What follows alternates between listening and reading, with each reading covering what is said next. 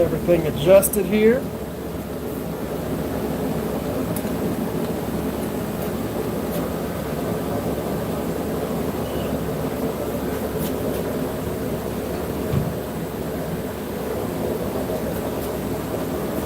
There we go. I think that'll work. See who ends up hopping on here. For the guys who are watching this after the fact. What's up, Maxilla? What's up, Coulter? We are going to be forging this piece of 5160 right here. Leaf spring.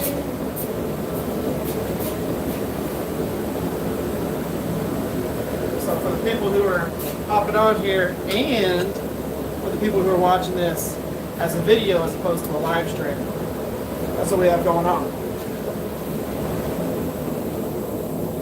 Turn the fan down a little bit so it's not as loud. What's up, Duck? What's up, Crab? Okay, so we're going to be forging the full tang knife out of a piece of the Willys Jeep leaf spring. I wanted to do a full tang knife tonight. I just think that's going to be, you know, just something to have fun with. I think that I'm going to do like a recurve. I don't know whether I'm going to do a kind of camp knife recurve build, drop point thing, or I don't know if I want to do a clip point because we've done a clip point a couple of times so far. I think I'm going to end up doing either a recurve bolo kind of style full tang knife or something in that line. So we're going to forge handle profile, blade profile, all that stuff, bevels, everything.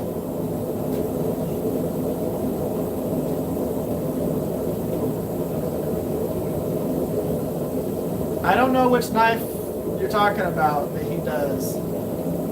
I can't think of it off the top of my head.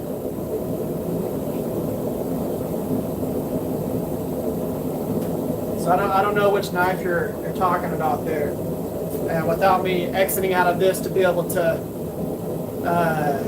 go and look at that thing, I wouldn't really know which one you're talking about. I'd have to exit out of the live stream in order to go see that, to figure out which knife you're talking about. I'll do that one next week. So I'll actually watch, and if you'll share me the link to what you're talking about in the Discord, I'll do that next week.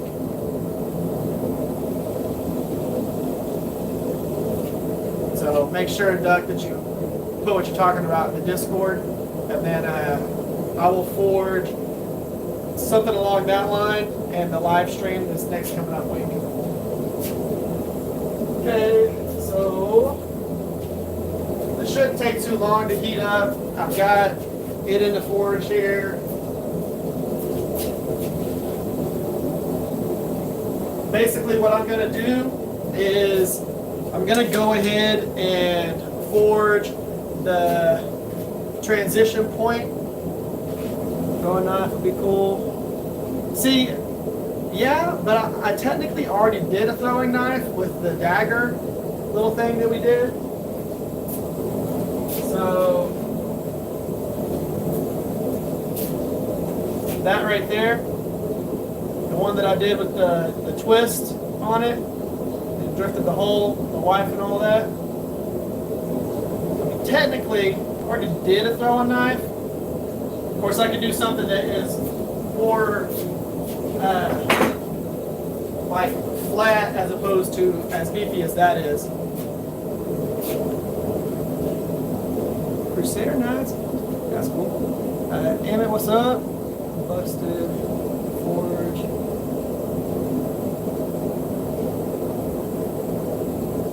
Nice.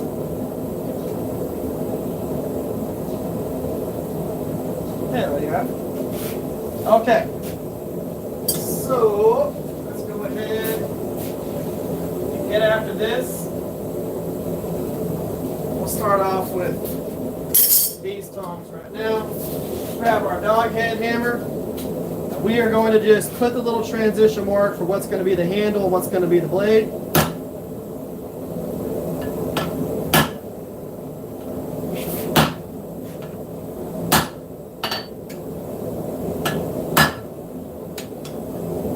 And then I'll put it back in the fire. But that's going to give us the transition mark between handle material, blade material.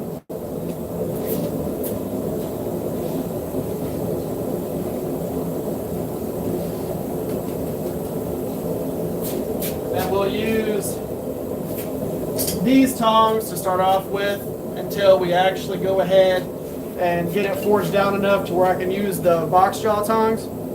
I have these already set up widthwise to be able to hold the Willys Jeep leaf spring. So I changed the angle on them so it holds that stock perfectly. But these don't get it out of the forge very well because of these bends that are right here. You know, I like the tongs that are straighter like this. You know, I know that these have their own times where they're perfect because you can hold stock that's bigger. You can move these around, but yeah, these don't make it easy for you to get things in and out of a forge. These are propane forge.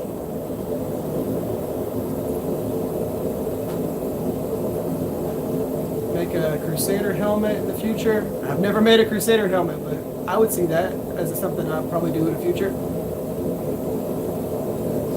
Packaged up on a pallet, waiting to come home. Heck yeah, I mean, at least you have it like to where it's actually coming home, to where you can start working on it again. So what we're gonna do with this next heat is we're gonna go ahead and start really forging that transition from the heel of the blade up into what is the finger choil. So basically, we're gonna forge the whole transition, kind of squish down the area that's gonna be the front of the handle going down into the heel of the blade. We're going to get that brought down pretty quick. We're going to be using the Two Bastards dog head hammer. In this live stream, of course, we're probably going to end up using the cross peen, straight peen from Two Bastards and the Markling Two Bastards rounding hammer collab. So we're going to have both of those. But for right now, we're going to be working on the handle with the dog head. Grab these other tongs.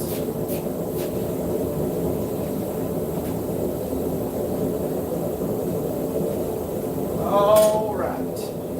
See, that holds that perfect.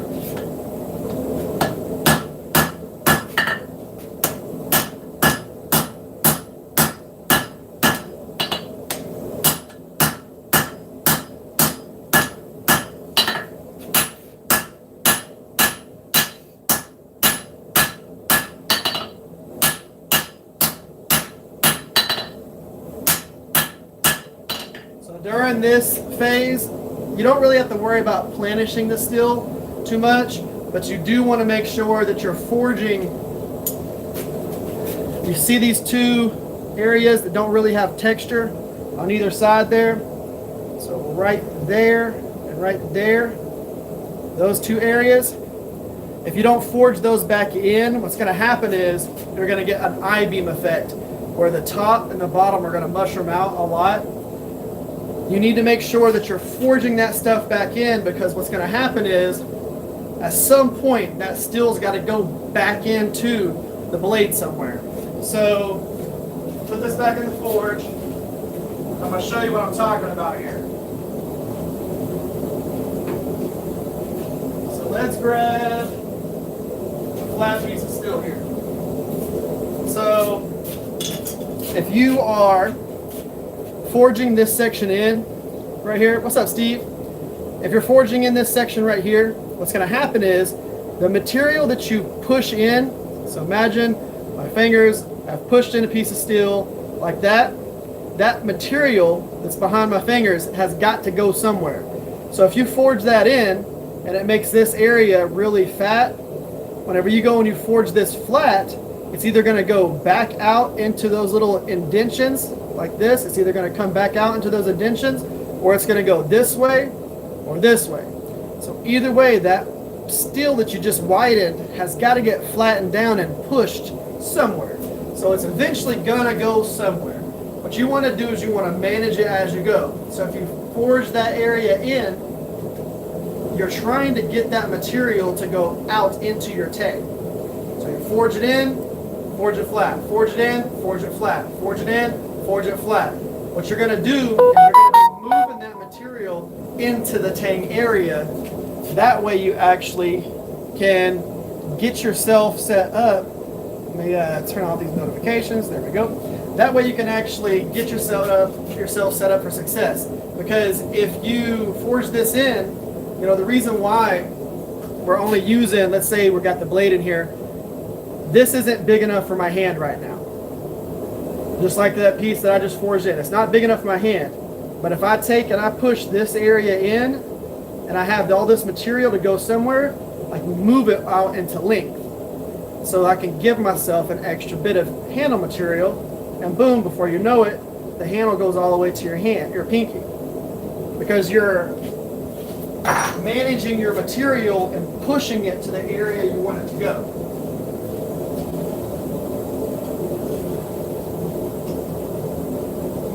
Okay, let's go ahead and keep going here.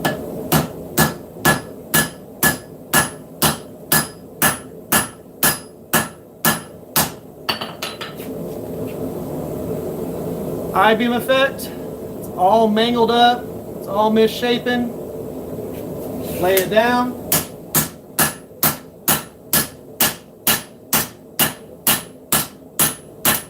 Flatten it out.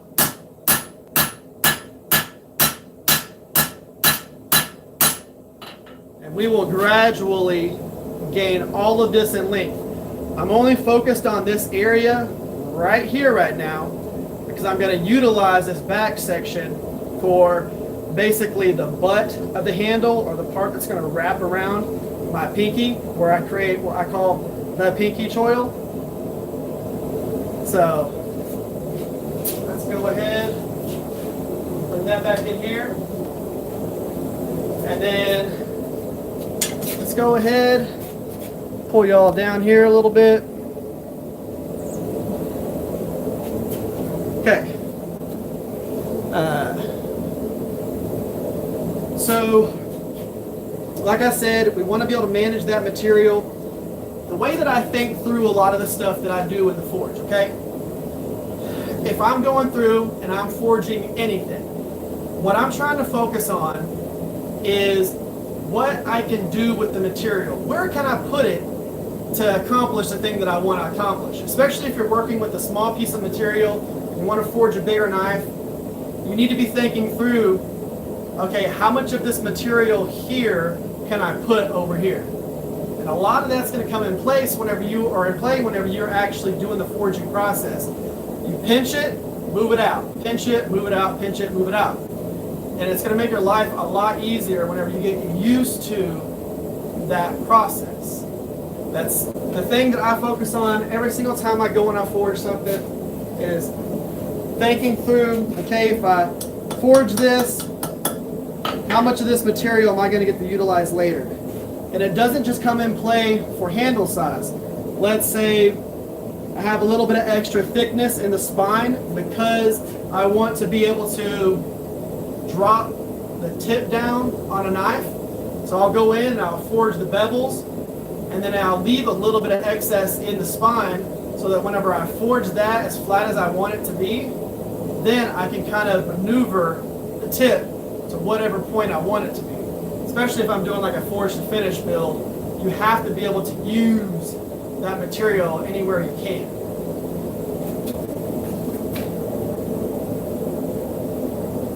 So we're going to see how that goes. And let's go ahead, let's grab this out of the forge and continue to do this thing. All right, we're going to continue to work on that tang.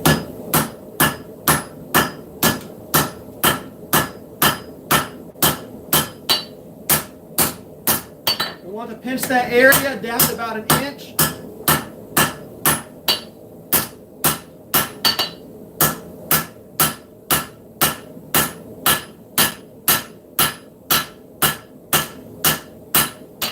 Now, I'm not super worried about getting it down perfect right now because we're going to end up messing with that. I'm also not worried about this dip that's happening right here. Everything is going to get maneuvered into an area that I want it to be when we actually start working from the tang into the hand or into the blade. But right now you can see we already have a bunch of space here for the heel. I can even draw that down more. So we're going to have a nice size heel on this blade. I think it's going to be perfect. On this next heat, what I'm going to do is I'm going to come in here and I'm going to hang it slightly off the edge. So like this right here. I'm going to come in, I'm going to forge behind the edge here, and we're going to pinch that section just like we pinched this, and that's going to create the butt of the knife. Put that back in there, and I'll show you what I'm talking about. So what we're going to end up getting from this is this section right here. So right now we just got done forging the initial section of pinching this area here and designating our heel. So pinch that. Now we're going to pinch here by hanging it off the anvil, pinching that area, hammering behind it. That kind of gives us a little dip right here, hammering behind it, and we're going to push this material out and create this little palm swell right here. So that's what we're going to do next. Now, of course, in this particular step, we're only going to be pinching it and kind of getting the handle to about 75% done. We'll end up finishing that whenever we actually start really getting into the handle area. But I want to get the handle or the tang about 75% done and then start focusing on the blade. And then we'll go back and forth as we forge it. Go ahead and grab it. Get it back out of here.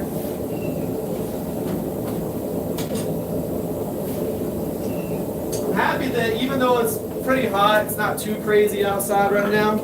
So just behind.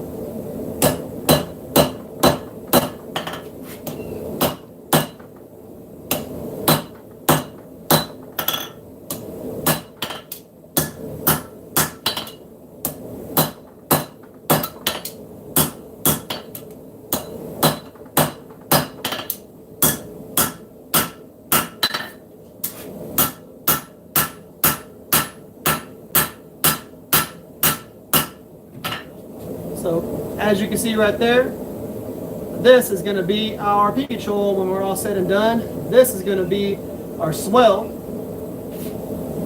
That's going to end up turning into a handle.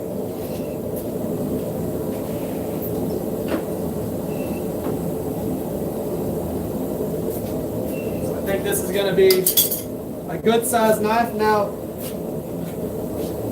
let's say I started forging this and the handle was a little bit shorter than what I wanted it to be. The easiest thing to do to correct that is to do a slight distal taper. Now you don't have to do a crazy distal taper on that like I did on this right here. Like this isn't a super fine, but it does have that distal that starts here and goes to a thinner area there. If you want some extra length, all you got to do is do a distal taper and you will get yourself some extra length. So let's say I started forging this and I didn't get the handle exactly as long as I wanted it to be. Well, then all I got to do, forge in a slight distal, boom, you're done. You got your handle length.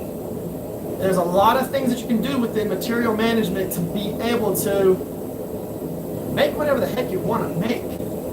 Get to whatever size you want to get to. And say you want a longer blade. Forge in your bevels, forge a distal from your ricasso to your tip. Boom, you'll add about 1 inch in length to your blade. It's that simple. As opposed to leaving it super thick and grinding it later, just do a little bit more forging, you'll be good to go.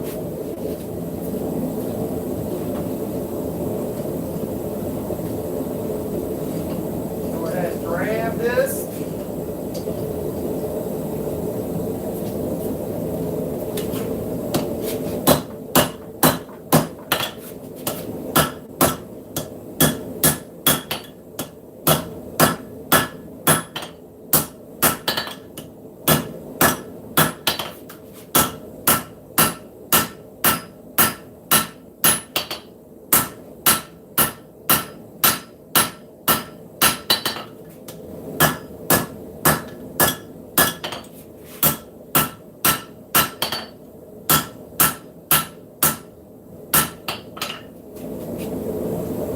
Now we're really getting it to have a really crazy profile.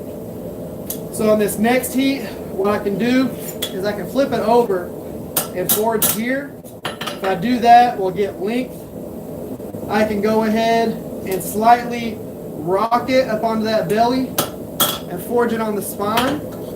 Rock it on the belly, forge it on the spine, and that will give me length. There's a lot of things that you can do to be able to get the length that you want.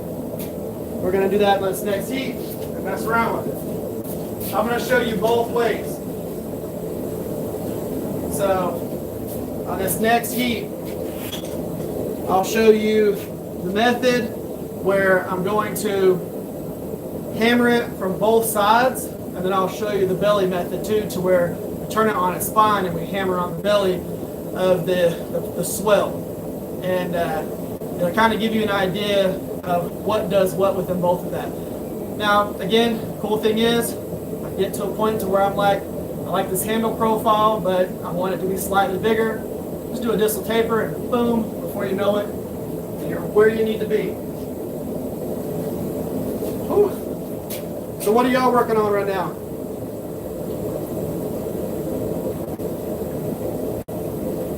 And it doesn't have to be a knife project. Y'all building a computer, y'all painting something, or y'all working on your car. I'm always interested to know what people who are watching this are working on this weekend. Okay. So first things first, like I said, forge a little bit on the belly.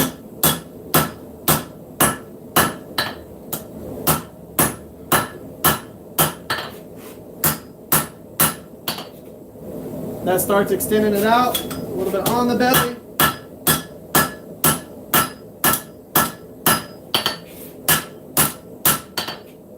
That starts extending it out, and we start getting the length that we need.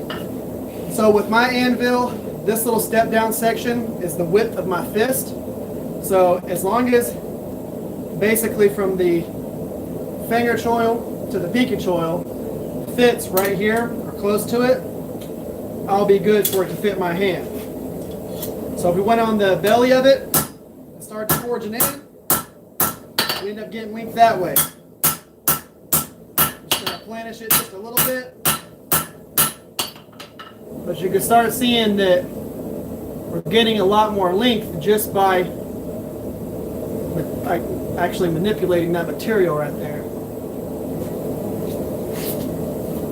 All right, go back in.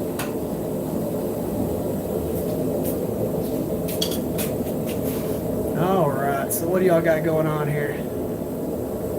Just got back from camp, heck yeah. You make jewelry, that's pretty cool. I'm all for a leveling kit on the truck though. And what's up, Jason? What, a power hammer? Is that a power? Okay, so Steve Jennings, the guy who actually just commented right here, says repairs farm equipment, stuff like that. He actually made my power hammer that's right here. And then delivered that bad boy from Kansas.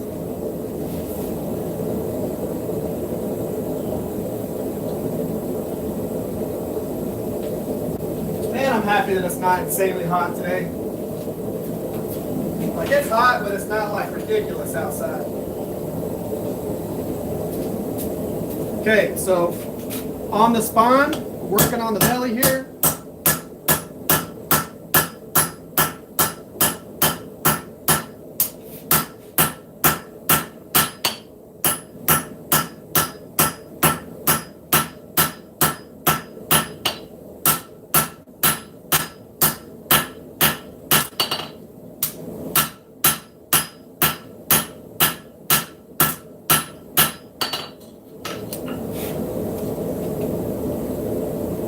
So just like that, we've been able to get extra length out of it.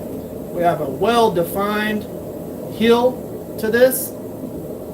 Nice defined transition from where your index finger goes up into the heel of the blade. So what I'm going to do on this next heat is I'm going to go ahead And I'm going to get pretty aggressive with this front area and this back area again, and really define those two areas.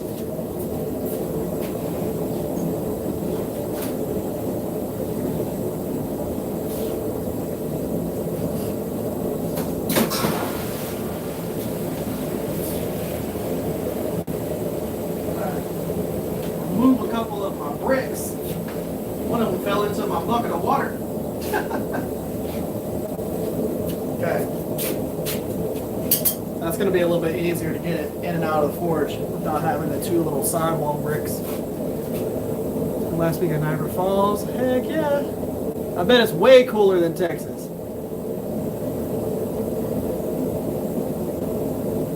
That's going to be cool making a forge. I've made a whole bunch of them. The one that I have over here is one that I made. It's a 2-burner with I think it's a 18-inch internal chamber.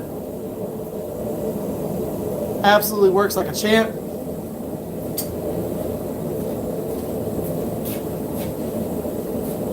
Let's go ahead.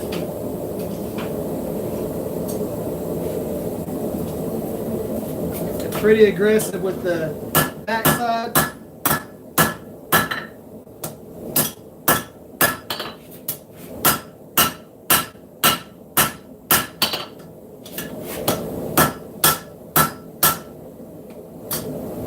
The one time that I don't really like these tongs.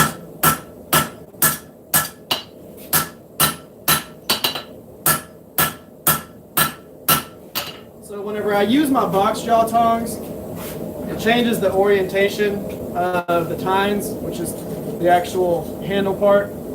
So whenever you hold with box jaw, they're vertical. When you hold like this, they're vertical only when you're doing this. As soon as you lay it down, they're sideways. And if you need to go the other direction, you have to really articulate this as opposed to just doing this. Work on the spine, this side, that side. Love these tongs. We haven't forged the blade down yet. So whenever we start forging the blade, the handle is plenty scaled down to be able to actually work with those box jaw tongs. You get a weird holding point with these tongs that I don't really like that much.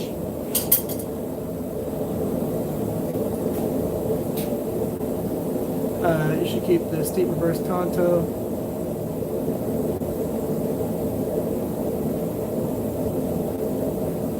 Yeah, I mean, I could do something like that. Well, we'll see how it plays out.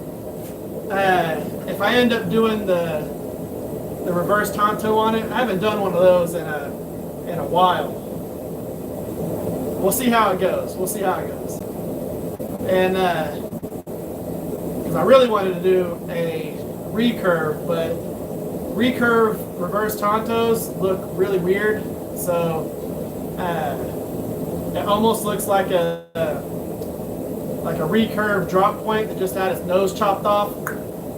And I don't know if I want to do that. But we'll see how it plays out. We'll see how it plays out.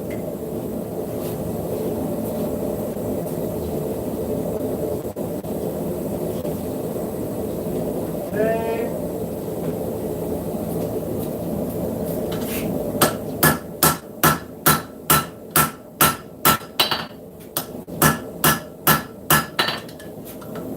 Okay, we're good there.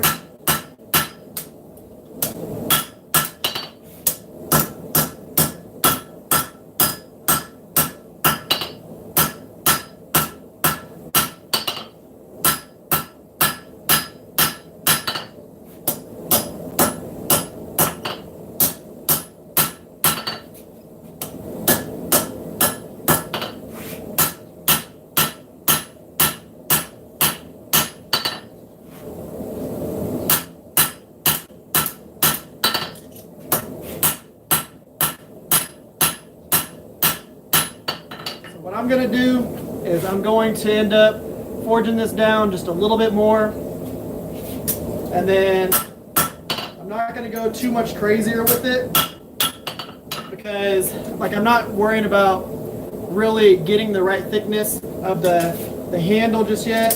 I've got plenty of length on the handle as it sits. Whenever we start forging everything else, things will start coming in line.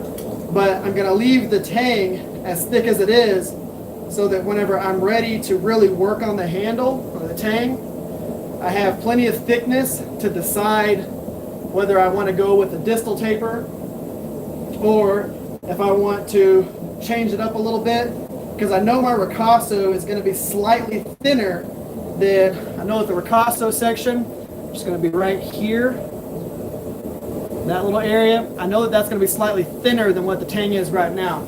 So I'm going to leave a little bit of that area in there, planish it down a little bit.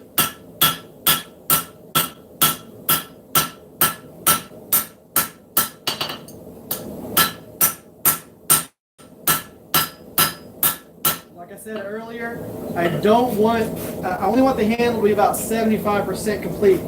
If we get too crazy and I go further than that, then whenever I start trying to manipulate the blade, we can end up screwing up everything that we just did to the handle.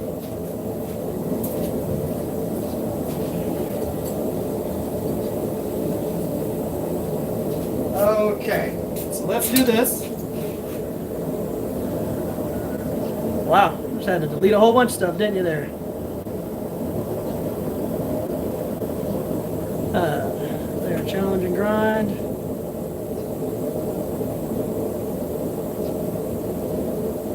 What's up, JP? So, with that, I can do that. So, I typically do all of the live streams by hand, just because if I use the power hammer, it makes the damn live stream go by too fast. I just started forging. I've made stock removal pocket and fixed blade knives for 3 years. I'm happy that it helps. That's one of the best parts about this. Hollow grinds like a straight razor. It's true. I could do that. I've done a few of those in the past. I haven't done a reverse tanto in a while. If I'm going to do a reverse tanto though, I'm going to make the blade a little bit longer. I don't want it to be a short little snub-nosed one, so because then it really just looks like a cleaver. It doesn't really look like a tanto. It just looks like a cleaver. So what I'll probably do is we'll go through and how loud is it? Well, I'll show you. So I'll grab a piece of aluminum. So to give you an idea, this is louder than if I was just going to be using it. So if I'm using it on regular steel versus this aluminum right here, it's slightly quieter.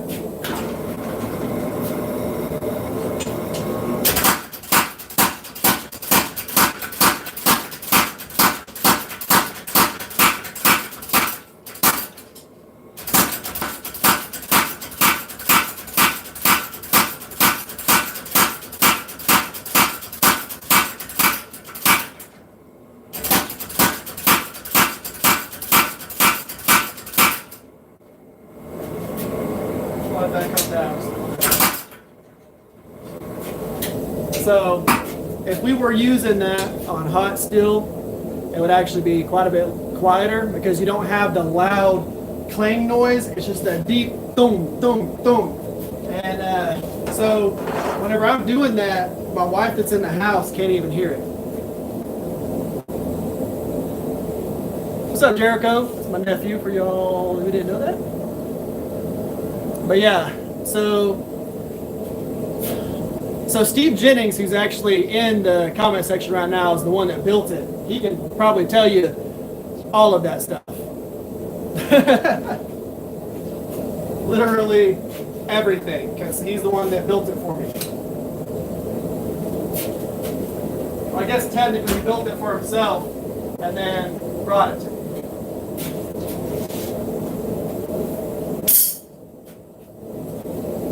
But yeah, it's pretty quiet.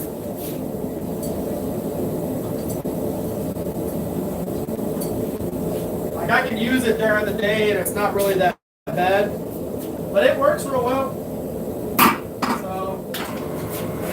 I'm actually going to use it to do this.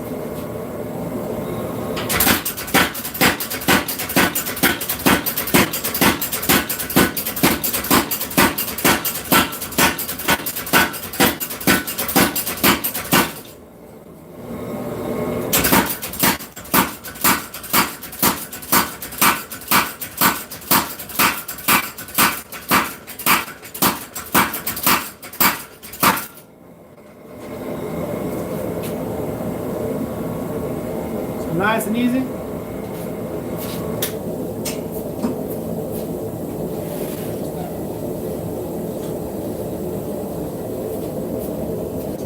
But I love the heck out of it. I use it quite often whenever I'm not doing a live stream. I tighten up those top bolts.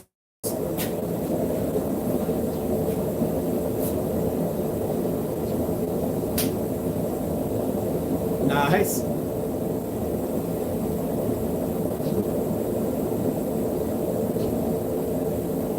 Am I the cool uncle? I don't know, probably.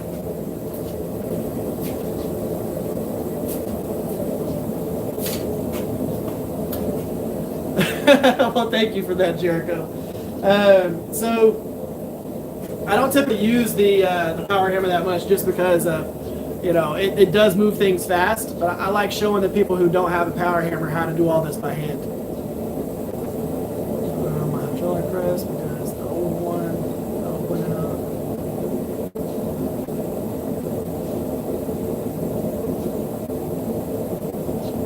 Nice. So, JP, are you doing the post-apocalyptic challenge? Pretty sure you are. But I don't know if you said that you were going to do that or not. The thing that I'm making for that challenge is going to be something different. It's going to be something different. I think everybody will like it. It'll be all ridiculous and me, and the way that I have everything and the way I do stuff.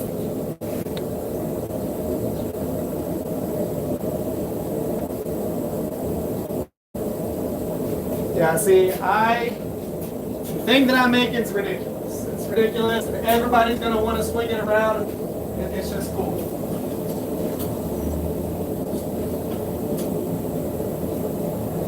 All right. Keep drawing this out.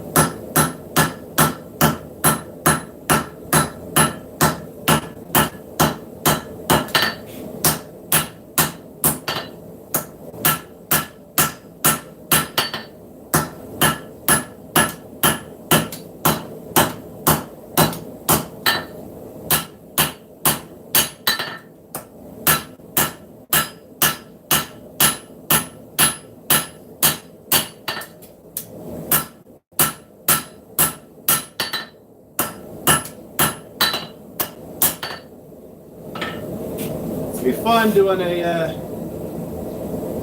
little tanto. What I'm going to do is I think I'm going to bring it down another 1/4 of an inch and then make it probably about,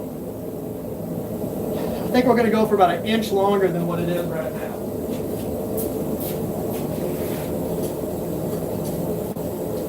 Again, I don't want it to look like, I don't want the blade to look like a cleaver. I want it to look like a reverse tanto. And if you leave that blade super tall, what ends up happening is no matter what you do, it looks like a cleaver. So I've got to squish that thing down, make it to where it doesn't have too crazy of a heel. And then, of course, if I'm going to hollow grind it, I can only forge the blade bevels so much, because forging in bevels on something that you're going to hollow grind is kind of pointless. So it's one of those things where there's lots of things that get missed out on if I do a hollow ground reverse tanto.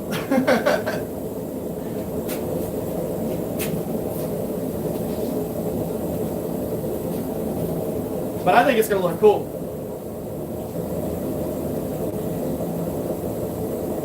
especially having like a fighter style handle profile.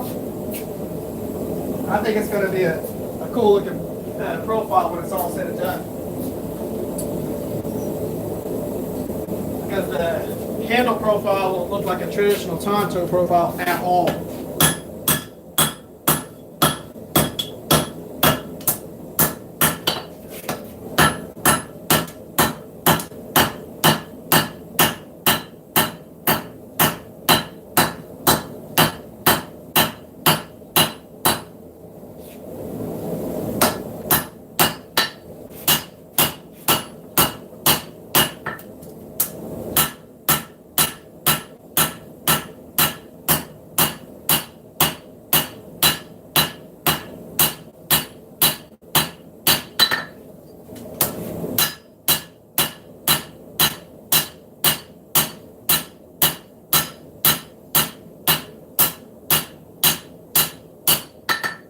Planishing.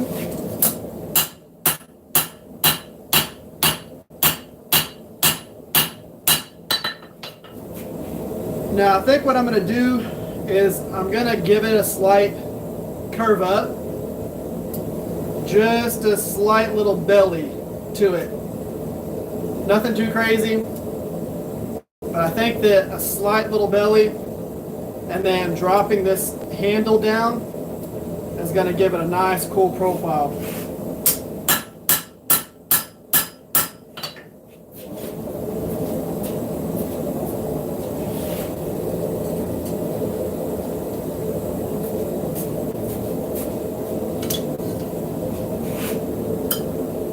What's up, Bob? How you doing?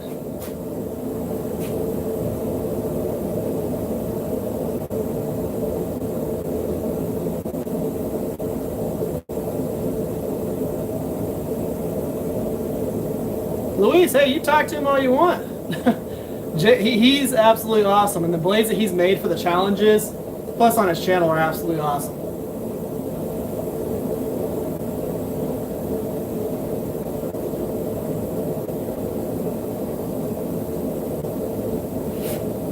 So what are you talking about here? Let's see here.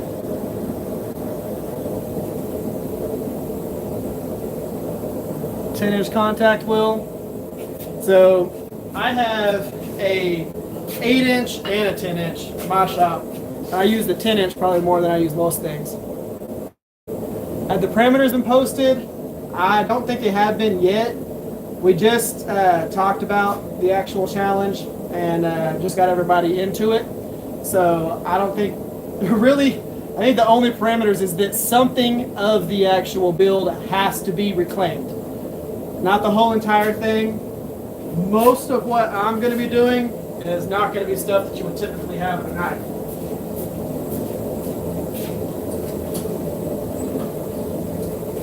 I mean, there'll be steel.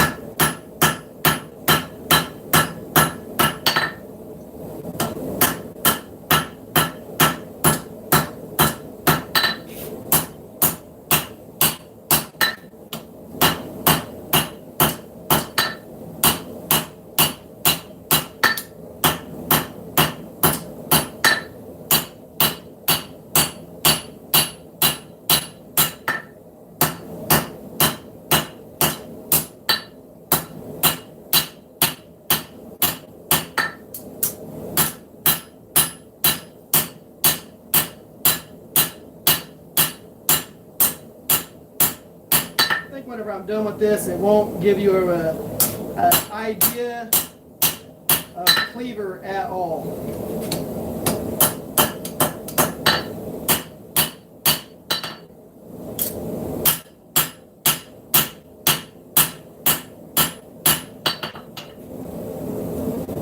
So we've got that profile right there.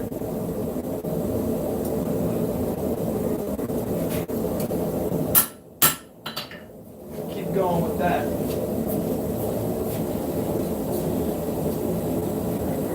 Now, one of the things that I'm going to end up doing is I am going to thin out I'm gonna thin out the blade just a little bit because it's a little bit too thick. So I'm gonna take it down from, right now it's probably close to about 1/4 of an inch thick. We're gonna take it down to 3/16. So I'll use cross beam, straight beam for that. We'll go ahead, pinch it down a little bit, and then flatten it out, get to the actual width or thickness that we want it to be, and then we'll go through and actually make the tang, the handle part, even thickness to the blade. So basically what I want to work on is just making sure that I have a nice even spine and everything like that after we get done stretching it out. And then we're just going to make sure that the tang is actually the same thickness, and then work on it to get it to the size that we want it to be. So nothing too crazy at this point.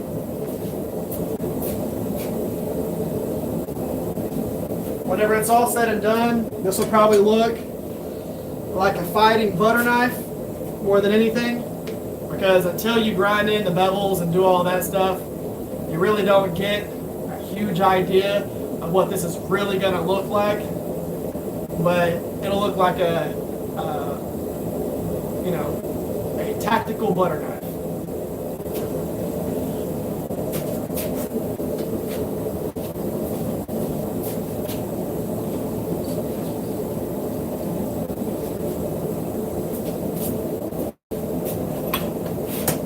Getting after it with the straight pin.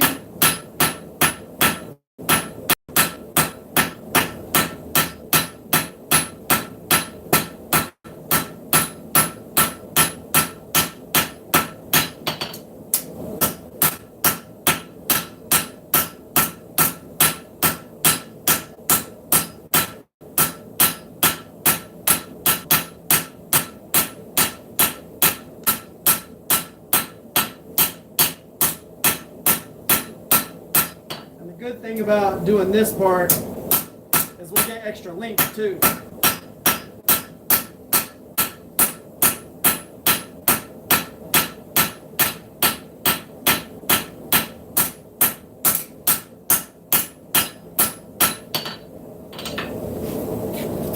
You can see all those lines across there. Put it back in the forge, heat it back up, and then we'll flatten all that out with the dog head.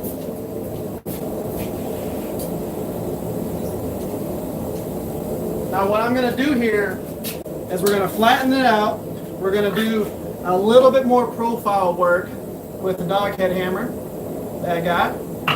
So we're going to flatten it, do a little bit more profile work, get the blade to about 85%, 90% done, and then we're going to switch back to the tang, get that to where I want it to be, and then we'll finalize the whole entire thing together. Because what we want is I want the profile to have a nice kind of like S to it, subtle, not like a crazy swoop. I think it's going to look cool. I am making a reverse tanto that Duck suggested. So basically a tactical butter knife. But yes, a reverse tanto with like a fighter style handle. I think it's going to look cool.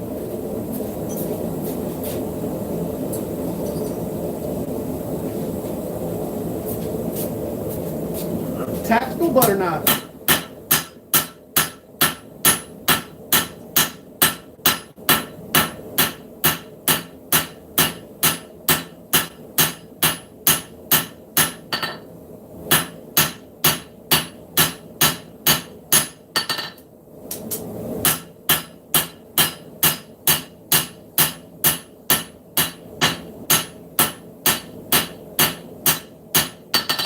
Got the thickness we want.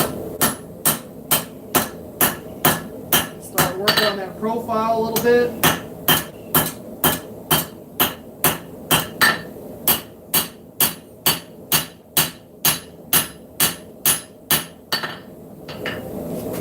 So right now we have it kind of swelled up right here and a little dip here. That's what we're going to correct on this next heat.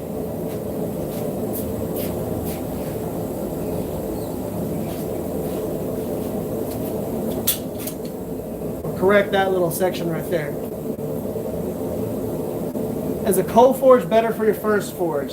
So when it comes to cold forges, you got to understand that out of everything that is temperamental with the forging process, a cold forge is probably the most temperamental thing. So you have to make sure you keep the right amount of air flow into it.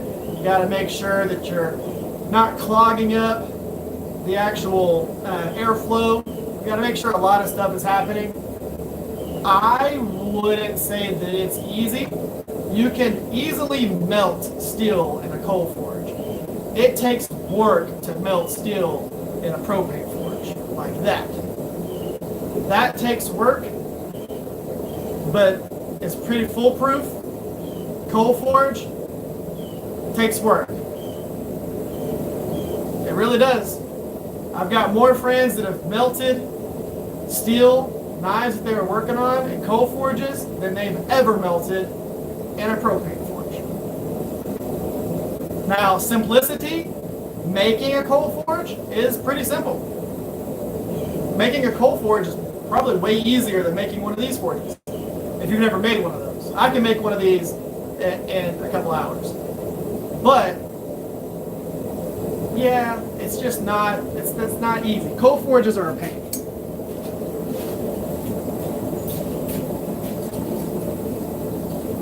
If you've ever watched Forged in a Fire, you'll know that the coal forge episodes are like the bane of their existence.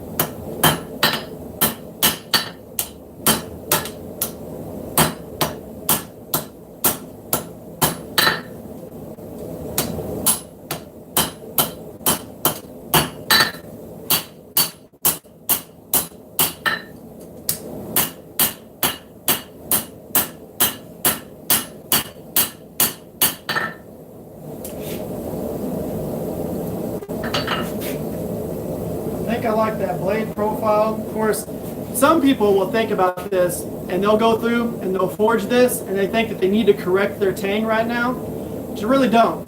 We forge these things almost completely separately. So forge the handle, doesn't matter what I do to this section in the process of doing that.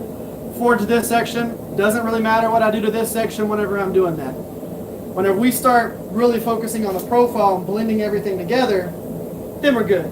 But in the middle of the full-blown moving a lot of material process, we don't want to have to worry about fussing with one side or the other.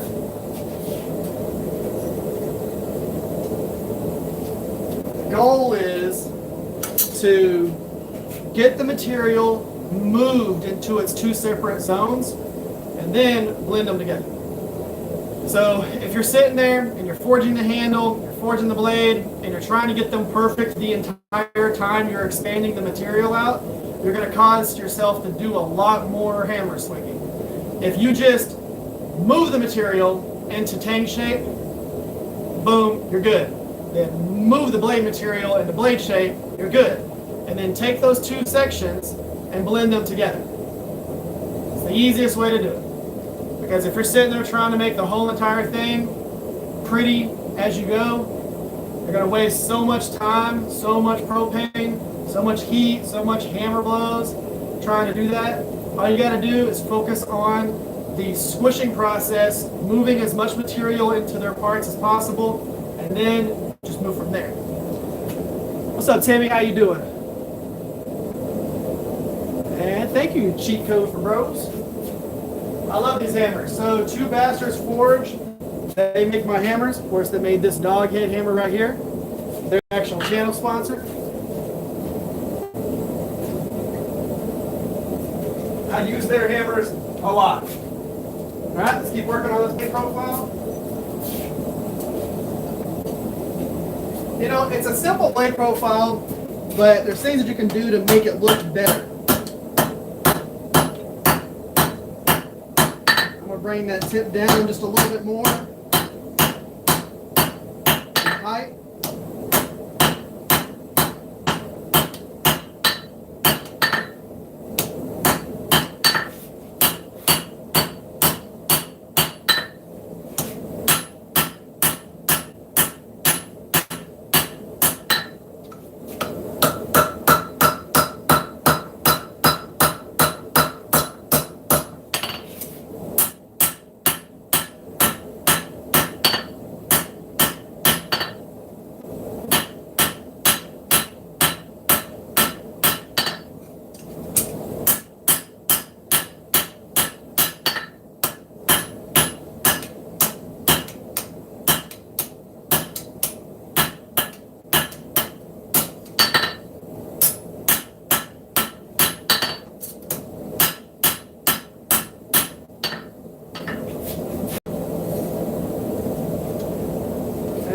Again.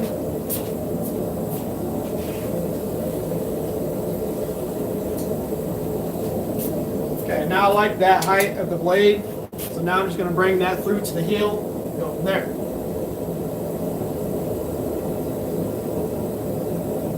Let's see here.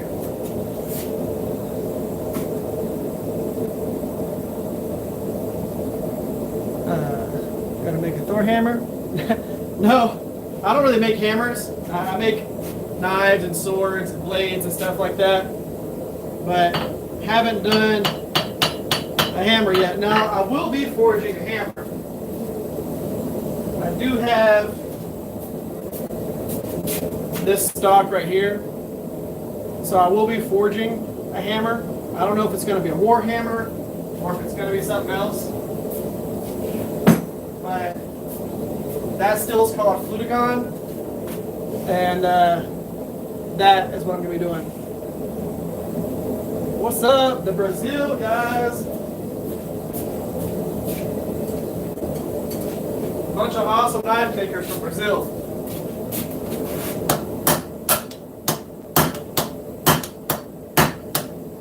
One of my favorite knife makers is on the podcast with us.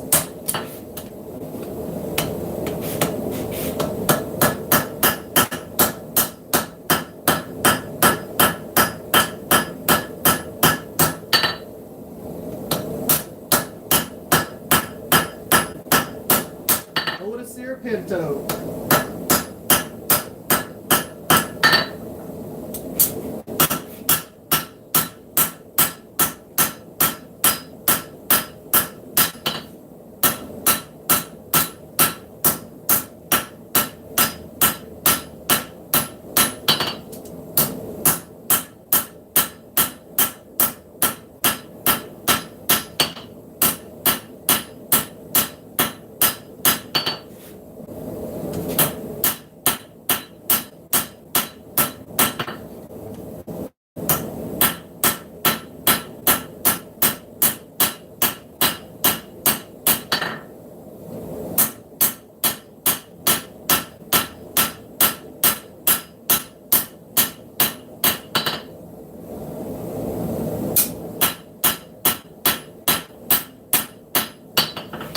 Okay, I think I'm good with that. Blade profile right there, a little reverse tanto. So now we can switch it over and start working on the tang. So as you can see right now, that is not the direction that we need our tang to be. So we'll start working on that. I'm actually gonna clean off a little section here.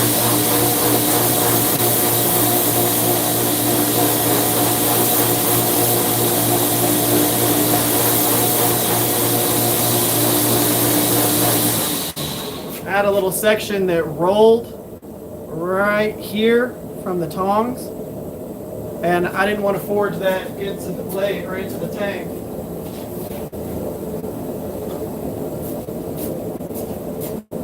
If I would have forged that into the tang and then I would have started cleaning up the profile, that little piece that I forged down in, if it didn't forge well, would have just flaked off, and then I'd have a little dip in my my tang where my handle skillers are supposed to meet up.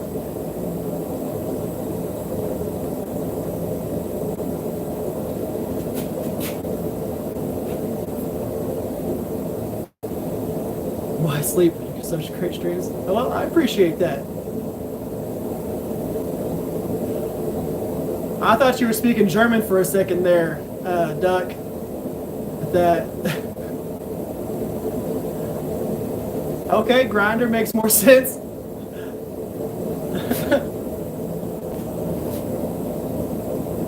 Yeah, so this is my two bastards.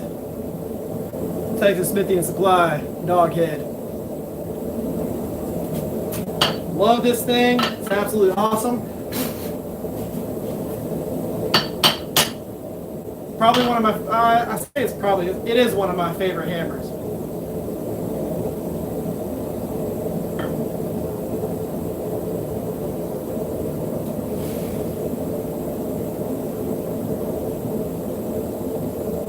Bro, how what?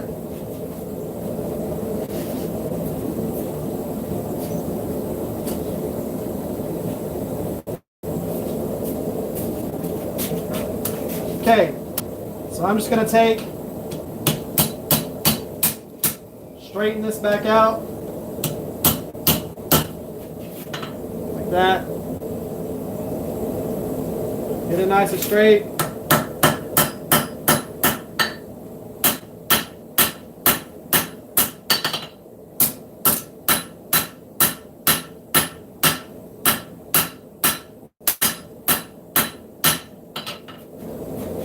That's kind of like our little profile.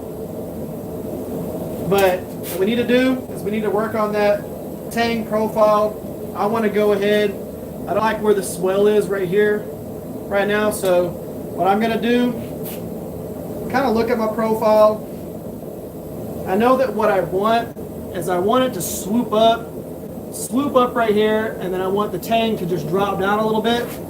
I don't want this section to be as tall as it is, so what I'm going to end up doing is I'm going to forge that down and move material kind of outwards a little bit.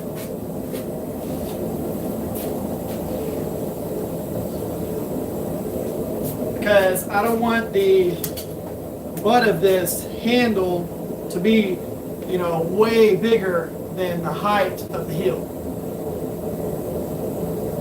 Again, I thought you were speaking German, so that could have been, how do you say grinder in German? It's a dog-head hammer. It's a hit. Cat's paw, nail. Probably.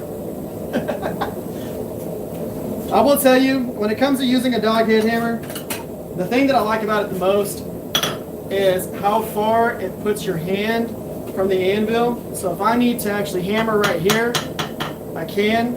If you're using a different type of hammer, it puts your knuckles really close to the anvil. So whenever you're coming in here and you're working on things, you're really, really close to it. And some of my hammers, like my hammers from Fire Creek, the head is even closer. So if I put my hand right on top of the anvil, my knuckles are almost touching the anvil. Versus this, I'm way up here. Now it does take a little bit to get used to how to use a dog head because the weight is way different. The weight on these is pretty even, both sides. This, it just is even, it's not even at all. And all the weight goes down towards head down. Just like that. So you gotta get used to how you're swinging it. It's its own beast that you have to get used to.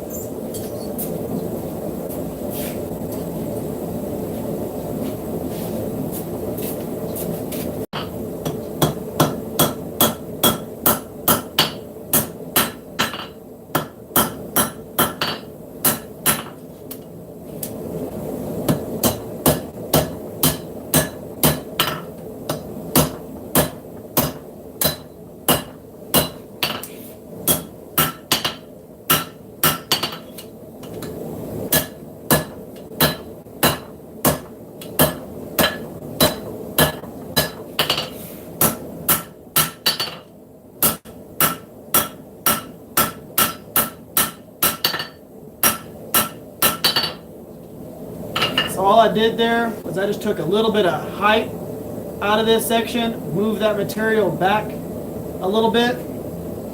I'm going to end up playing with that profile just a little bit more to put a little bit more of a hook to it and bring this more to where it's a little bit gradual round. I think that'll look cool. And then I've got to go in here and clean up that section where the piggy tool is going to be.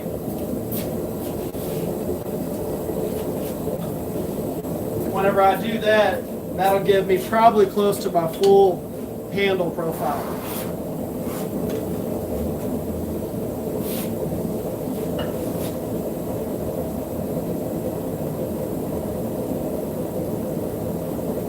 I don't speak much German there, and yes, there's a lot of languages that are goofy. To us, I bet hearing Americans talk in other languages, like not an American speaking German, but Germans listening to Americans talk, we probably sound ridiculous. Especially if you're from like Texas, like where I'm from, and you speak Texan, which sometimes it's not even anywhere close to English.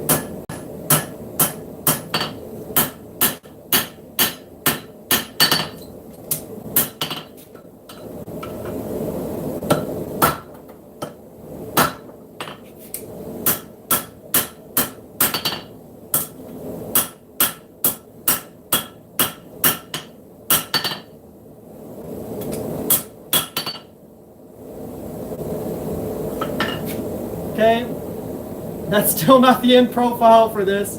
It's still going to be quite a bit different. Well, I say quite a bit different. It's going to be slightly different than that. But we are getting the material moved to where I want it to be.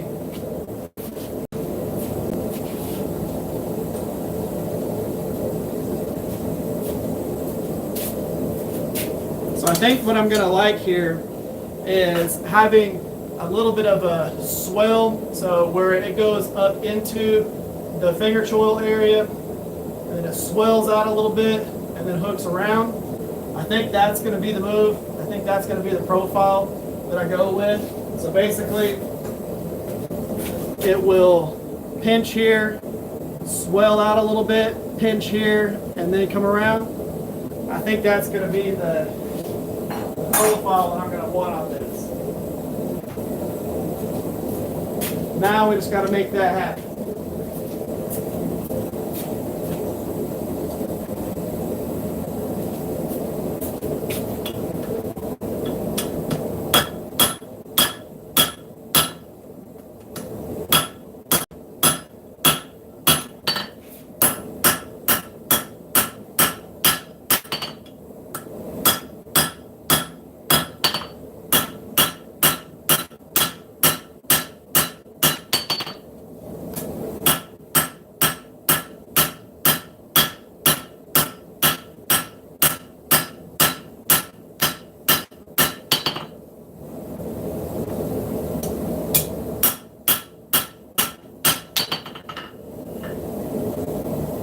Okay, so all I did there was I took this section, gave it a gradual taper out to the center. I'm going to do the same thing with this section and give it a gradual taper to the center.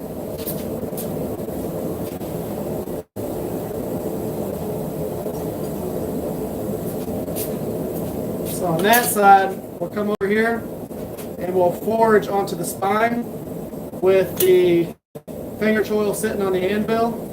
And we'll bring that down as we go.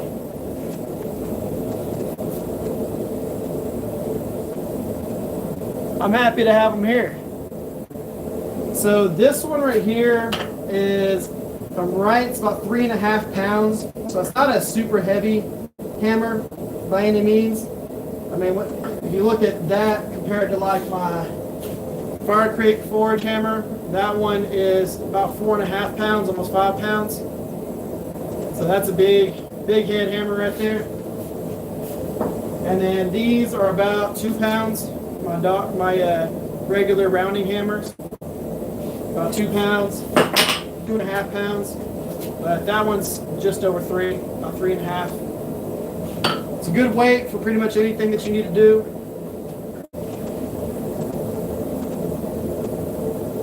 What's up, OG?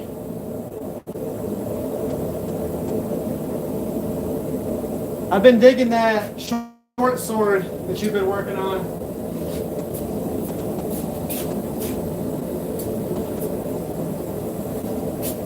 I'm making a tactical butter knife tonight.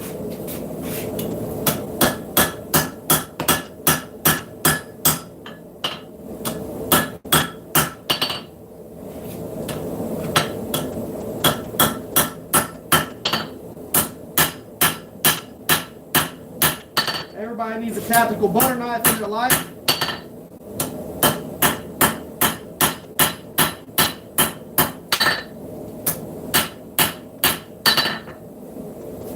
Hey, everybody.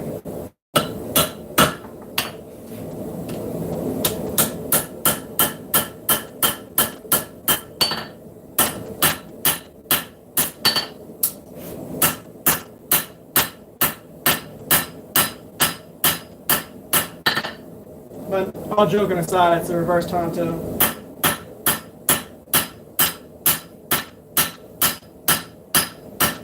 But when you look at it, even though it's a reverse tanto, with like a little fighter style handle, tell me that you wasn't butter bread with that.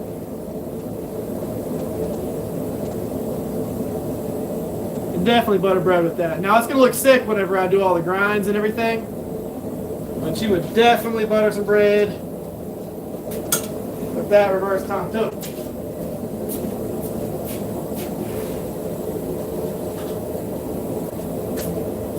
Or what some of y'all people would say, tanto. You know, when your toes are tan. It kind of does look like a competition chopper, but it's scaled down like 20%. Because those competition choppers they're big. I mean, they're like 2.5 inches tall. Like almost all of them are about 2.5 inches tall throughout the whole entire blade. So they're pretty big. This is probably about an inch and a half across, maybe a little bit bigger than that.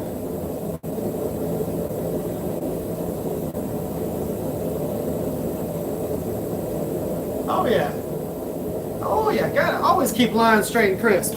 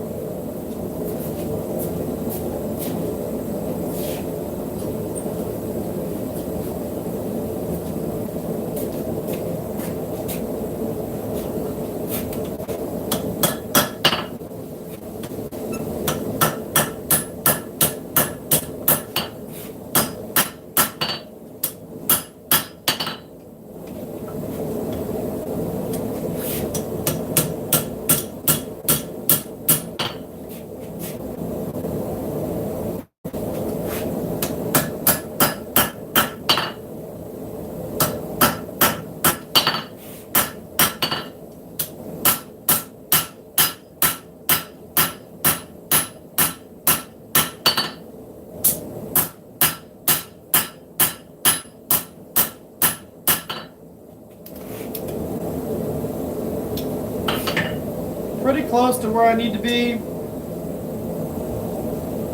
on that. I think what I'm going to do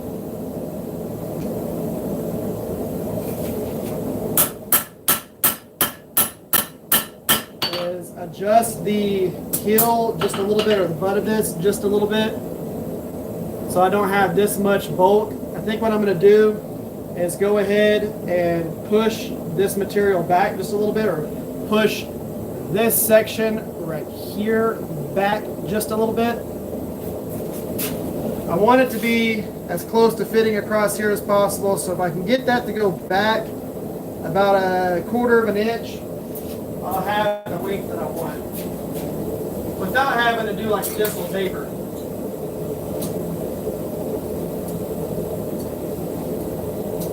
I can get the little extra length out of manipulating that bolt that I have right there, I think I'll be right where it needs to be.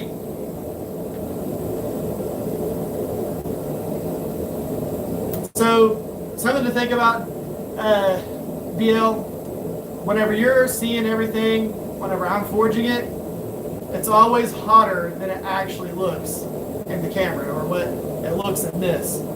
So I'm going to show you something, just so you can actually see it. So take it out of the forge.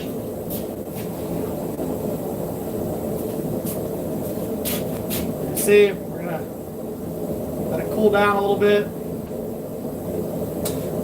So whenever I'm forging it, and you start seeing it like this, see how now it looks like it's gray?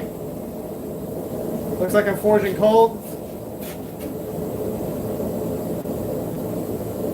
So and this isn't even whenever it's dark. You see how it's still glowing there? But down here, it looks cold. But there, it's still glowing. And if I shut everything in here and I made it dark, that would still be bright red.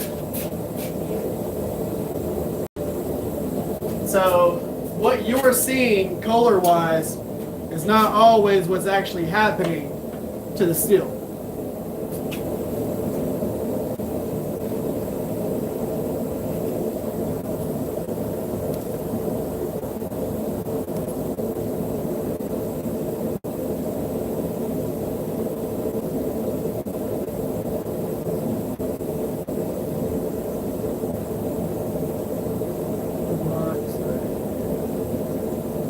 Do a backflip, and I'm 40 years old. I don't do backflips.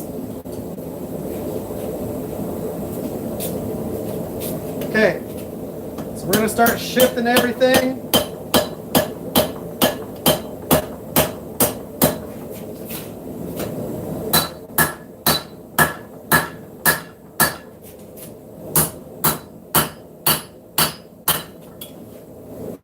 Okay, got the length that I wanted off of that.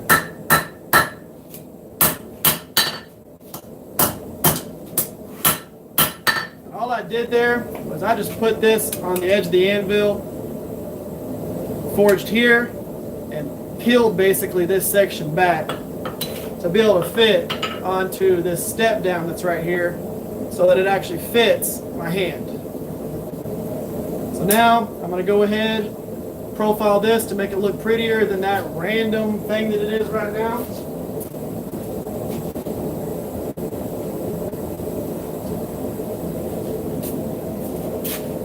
But yeah, that's all just putting it on the edge of the anvil, hitting the back side of it, moving it over, getting the length that I needed. This is the reason why I like to leave material everywhere.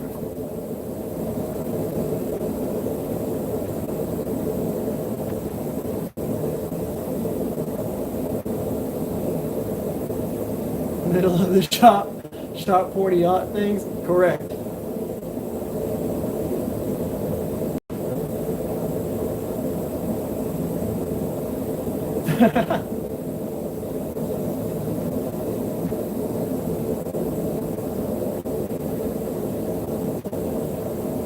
Yeah, you'll get used to it.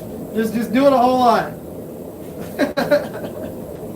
Now, like, you get to a point to where I'm at, to where I don't get blisters anymore, I don't get anything like that. You can just sit there and forge as long as you want after a while. Okay, so I'm going to pull it just a little bit further.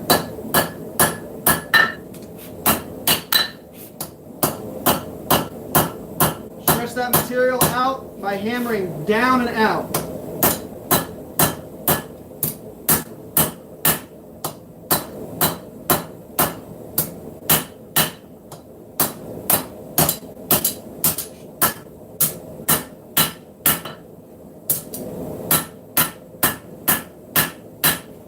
So we had that big drop where it really dropped down really far. Us hammering out, it pushed that material in and backwards.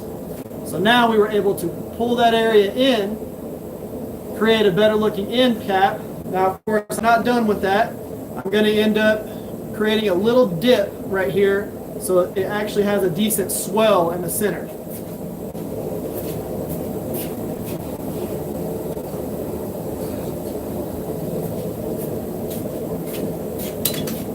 And one of the things that a lot of people don't realize with my anvil is I have different radiuses all over this thing.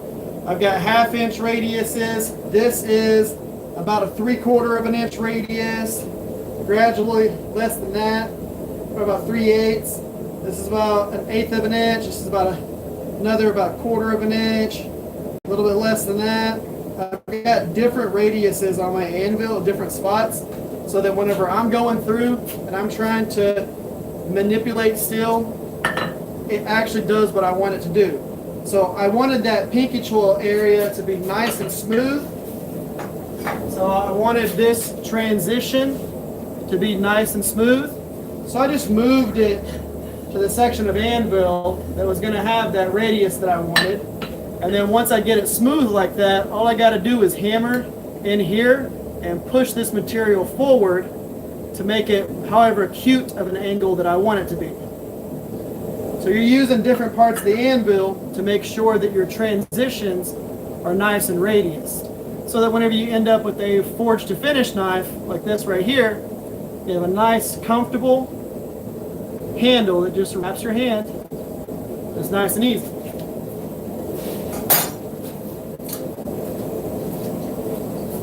Okay, let's go ahead and grab this.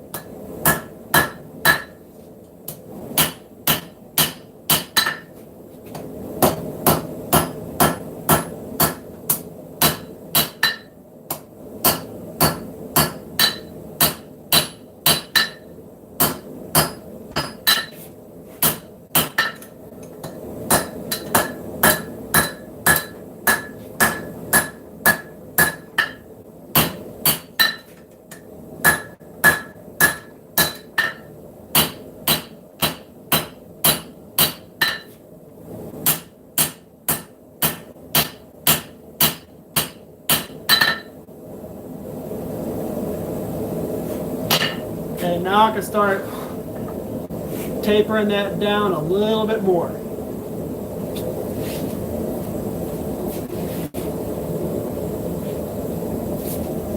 So basically what's going to happen to this heel, or the butt of this,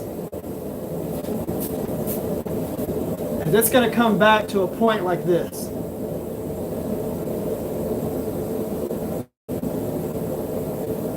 So you're going to have that nice little taper just like that. So you'll have that, but this won't be as shallow. It will still come up a little bit, but you'll have this nice taper as it comes back. Kind of like that one right there. I just think it flows real well with your hand.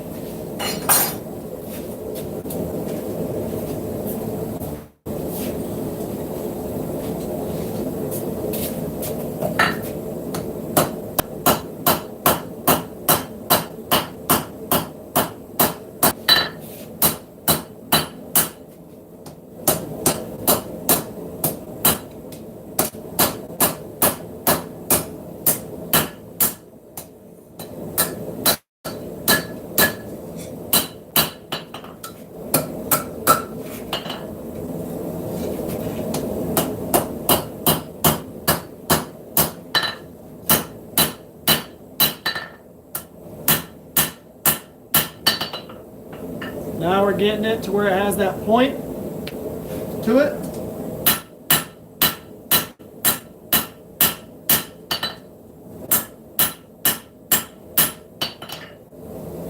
Now all we got to do is take this and radius this little area here, and that'll give us a nice little round radius. We'll have that swell in the center here where it dips in here.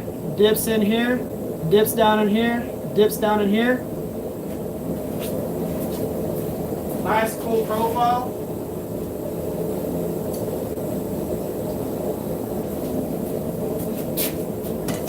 You know, it is a butter knife, tactical butter knife. Still gotta look good.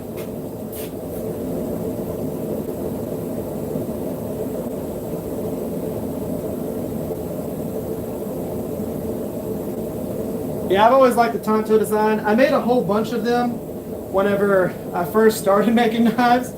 Made a lot of sheep's foot or Warncliffe style blades, and then I made a lot of reverse tantos and regular tantos whenever I first started. I haven't made a reverse tanto in probably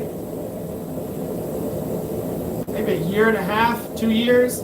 If you're not including like some of the sack style blades that I've done, or some of the cleavers and things like that might have a reverse tanto-esque knife to it, like profile.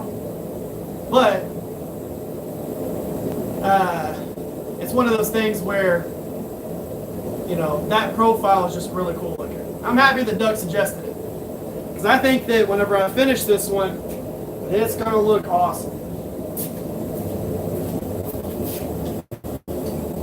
Originally, I was going to do like a recurve fighter or something like that. Now I'm doing a butter fighter.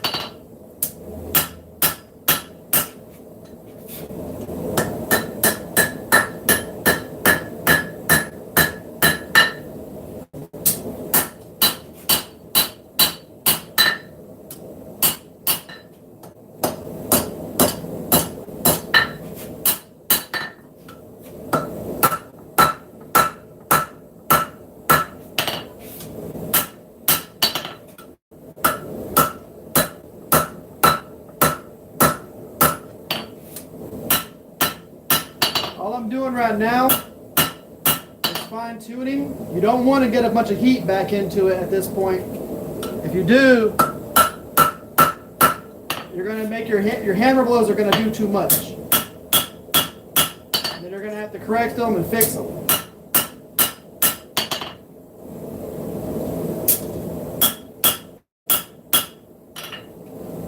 All right. Nice even round here. Nice curve going into the swell. Nice curve going into the swell. Swell comes into here. We're looking good. That is looking like a good little profile. A little bit of massaging.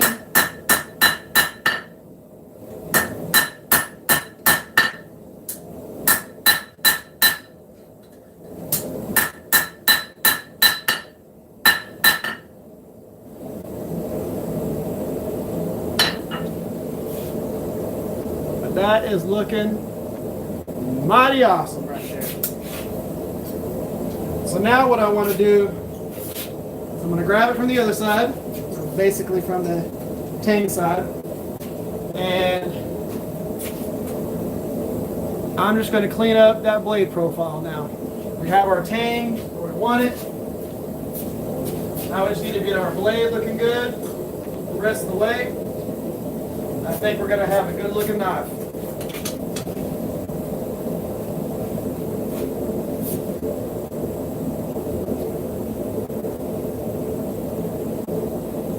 I sent you an email back. For some reason, my emails aren't going through to people, I think.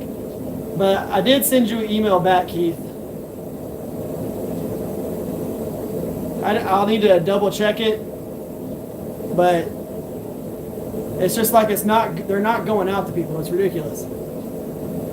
What's your next big project after your dragon scale? So the next big project, I think, gonna be one of two things. Well, I said one of three things.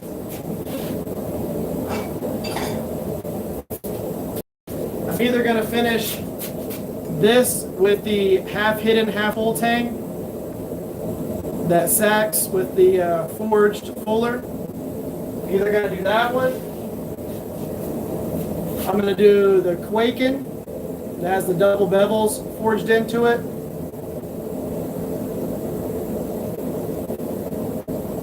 That Quaken right there. Or I'm gonna finish the big buoy.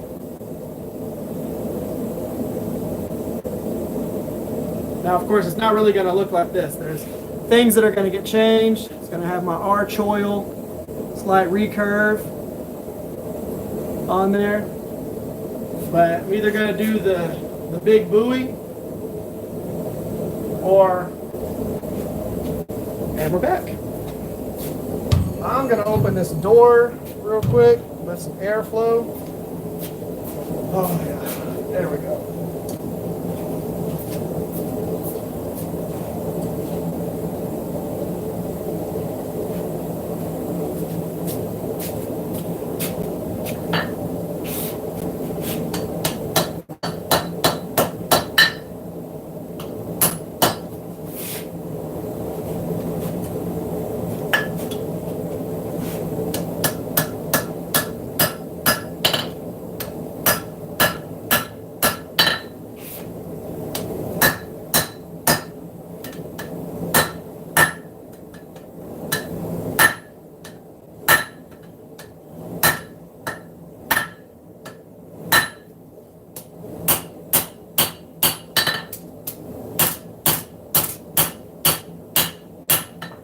Basically the same process as what I did to the back side of the tang. Get that radius that we want. All I'm doing, coming in here, and I'm forging, dragging it backwards. So dragging the hammer, boom, as I hit, and I'm pulling, I'm basically pinching and pulling the blade into it. So it's actually pushing the material this way and down. What's up, split slices?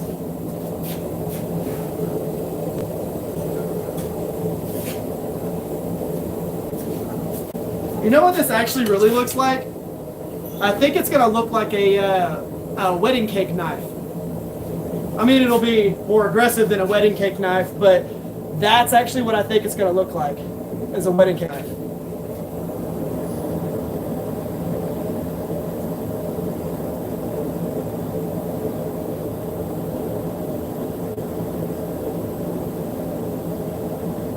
Let's see here.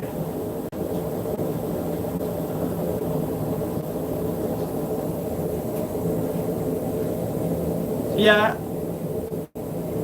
I think that what I'm going to do, I'm thinking about doing the wakas, well, I guess I could do the wakizashi.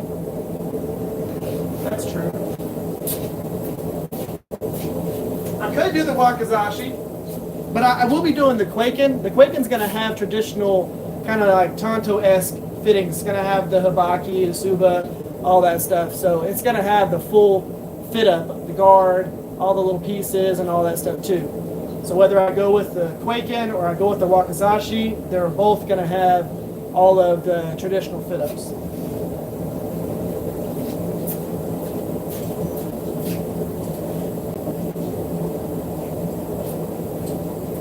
Okay, we're going to do that same process again.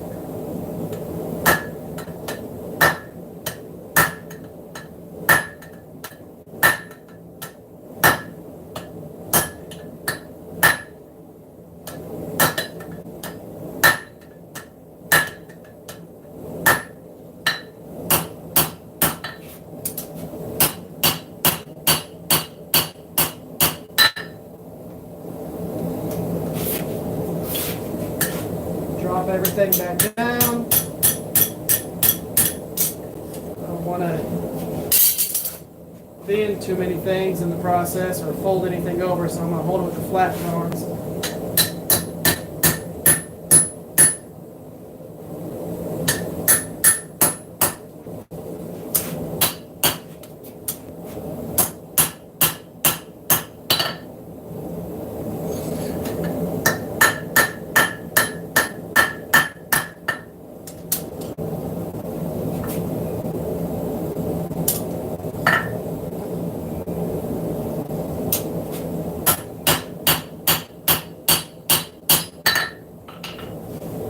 So right now, that's the profile we have. What I want to do is I want this swell to come back over here again. So all I'm going to do is take, once I heat it back up, I'm going to lay it down on the anvil like this.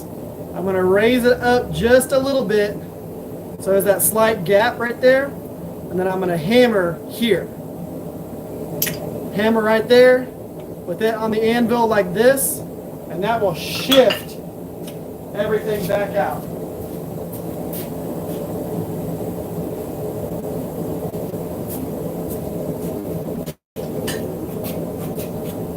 Switch back to the other tongs.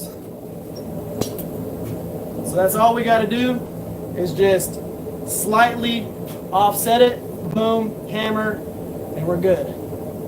Have I ever made brass knuckles? I have not, primarily because drilling through crap sucks. With big drill bits like that, it's a pain in the butt. Now I have found out that the ones that I do like, these are just these hole saw drill bits by Hercules, which is just a Harbor Freight brand. They're carbide tipped. These do wonders drilling through steel. And they're just Harbor Freight Hercules brand. But as long as you have a drill that's powerful enough to not get stuck over and over and over, they're amazing.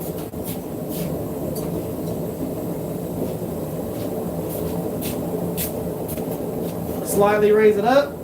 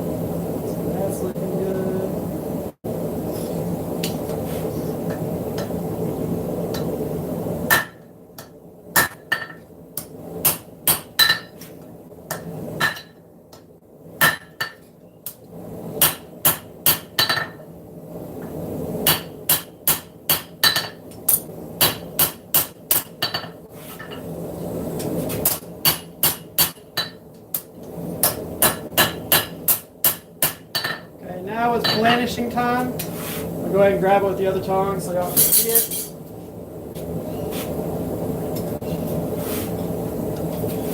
See if I can grab it from the center here.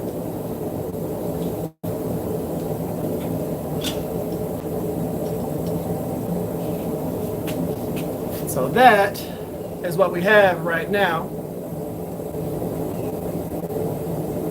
Still need to planish it. But that handle profile is nice and sleek. Has nice rounded profiles to it.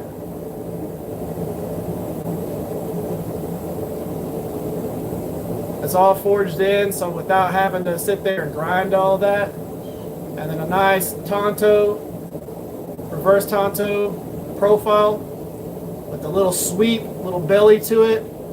Reverse tanto tip. So now we got to go through and planish it. Make sure it's all the same thickness all the way through.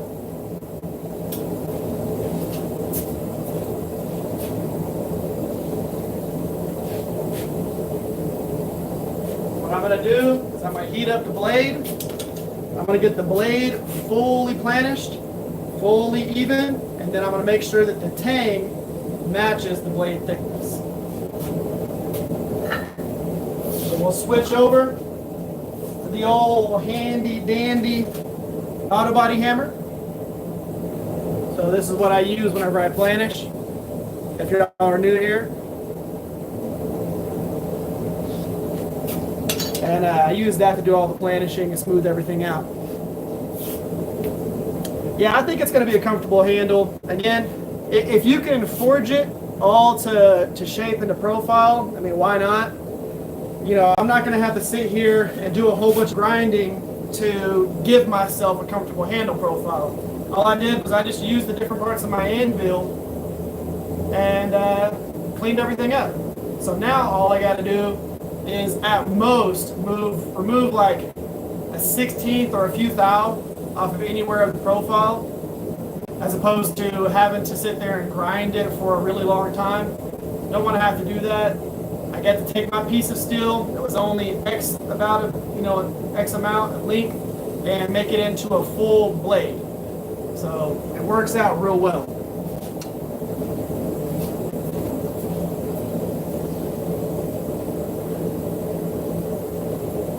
Okay, for planishing, we do not want a whole bunch of heat in there, because we're just smoothing it out. Gentle hammer blows. It's only about a pound hammer, so it's not really going to matter too much. Clean everything up, get a uniform thickness.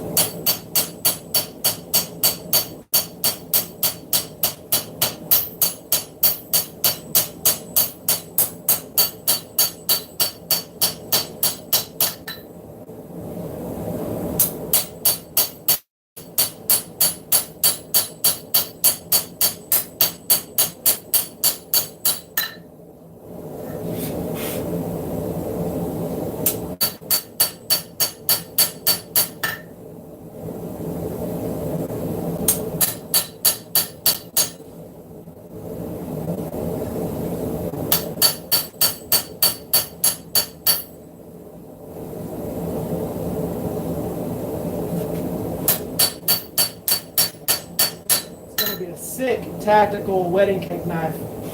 Okay, so now we have our blade. It has an even thickness, it's straight all the way down there. So now all I got to do, grab it from the other side, go ahead and get that handle nice and planished.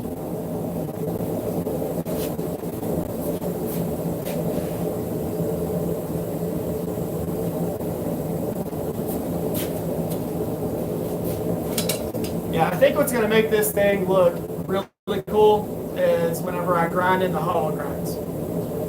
So whenever I do that part, I think it's going to be awesome. Now, one of the things is, I don't do many hollow grinds. I'm not the biggest fan of hollow grinds. I like full flat grinds. I like real clean bevels. Hollow grinds are kind of not my jam, just because I really don't. I'm not a big fan of like saber grinds or Scandi grinds or low hollow grinds. I like for my bevels to be super clean all the way up, almost to the spine, so that I get a wedge profile. Never been a super big fan of hollow, but I think it'll look really cool on this. And it's going to give it the aggressive look. If I didn't do the hollow grinds on this, it would really look like a butter knife, a big tactical butter knife. But doing hollow grinds is going to make this thing look aggressive.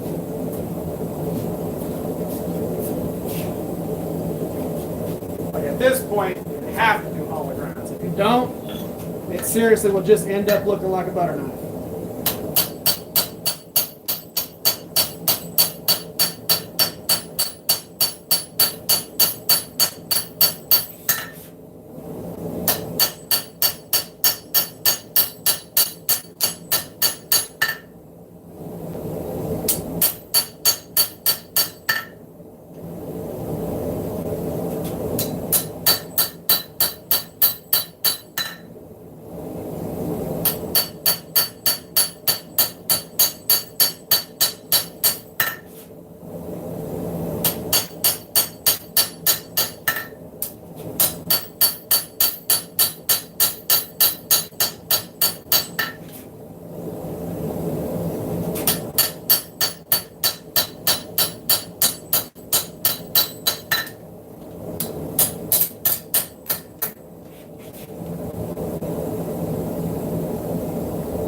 light, simple adjustments.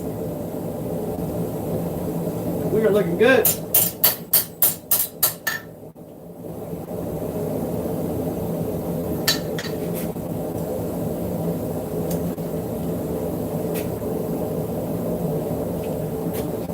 Put it in front of me here, we'll put it right there. That way you can see we're nice and straight. All the way down. Nice and straight. All the way down. We got our profile. We got our swell. Back to this nice taper. Another flare off the end of it.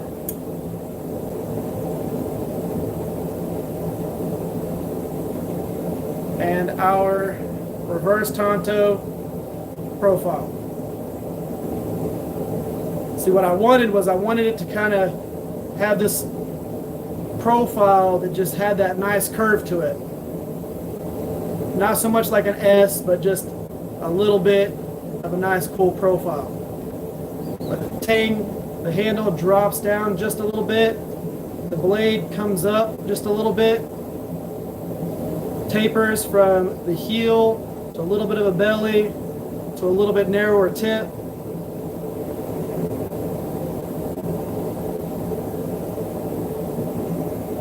That right there, that profile is something that I was not planning on forging tonight. I was going to forge something different, and Duck Rabbit was like, hey, I like that tanto profile. Why don't you just go ahead and keep that?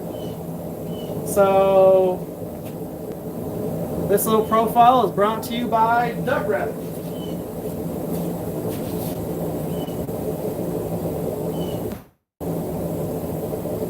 Kind of interested to see how long you got this. So I don't have my short ruler in here. So we're going to go with my big old straight edge. Our overall length is 10 inches and 3/4. So 10 3/4 of an inch. Our blade length is 5 3/4 inches. So cutting edge is 5 3/4 inches. The overall length is 10 3/4.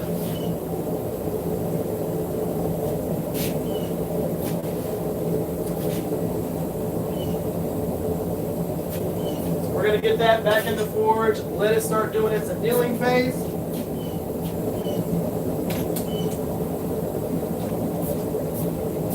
I don't know what that annealing phase is. It is the part where we actually bring the blade up to, move y'all over here. The part where we actually bring the blade up to about 1600 degrees and let it cool inside the forge.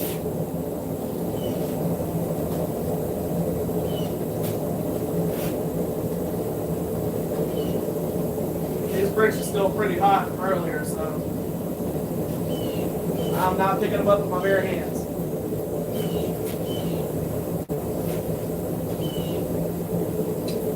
So what we're going to do is we're going to bring the blade up to about 1400 degrees and then turn the forge off, let it finish heating up inside the forge and cool slowly inside the forge. So we turn the forge off, let it come up the tip, and then of course block everything off. So we were able to forge a tactical butter knife slash tactical tanto, reverse tanto thing slash tactical cake cutter, wedding cake cutter.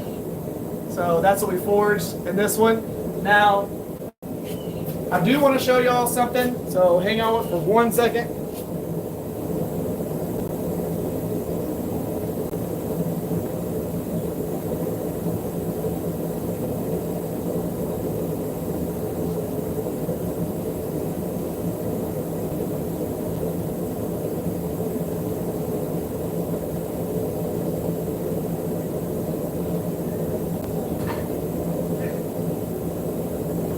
So for anyone who hasn't seen this one, I'm going to show it to y'all. So we are up to the temperature that we need it to be. Go ahead and block that off. But for anyone who hasn't seen this, this is what we forged in last week's live stream. So this is a ulu. This was forged out of Steve Jennings' Damascus.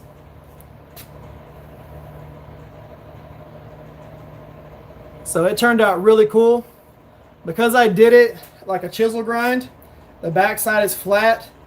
This side has the bevel, and it is slightly convexed, meaning it rounds from here down to the cutting edge. This side almost looks like a seashell because it goes from straighter lines to more curvy lines to really curvy lines.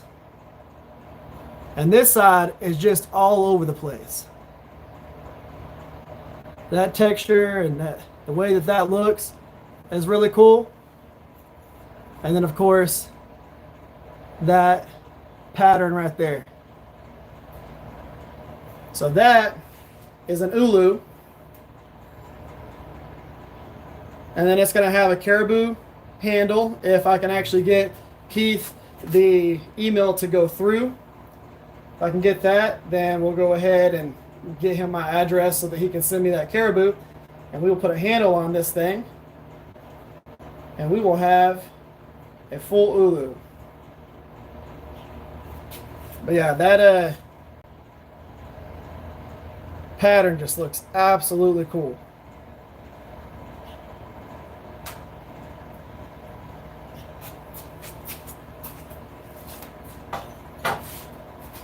Now, I don't know if y'all are commenting or not because the chat hasn't moved at all.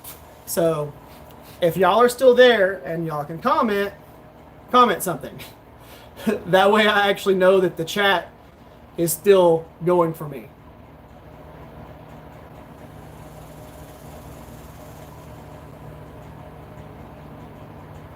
So we'll see. Because it's not showing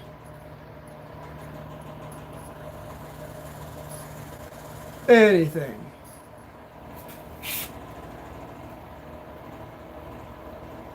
And I have no clue why. But anyways, so that's what we forged last week. And then, of course, this next week's Shop Talk Tuesday, we're working on the dragon scale knife. That's going to look really cool. I'm excited about it. I haven't got to do much work to it. So pretty much everything that you're going to see on the Tuesday is going to be from Sunday and Monday. So Sunday, Monday, and partially Tuesday. That's what we're going to do almost everything moving forward.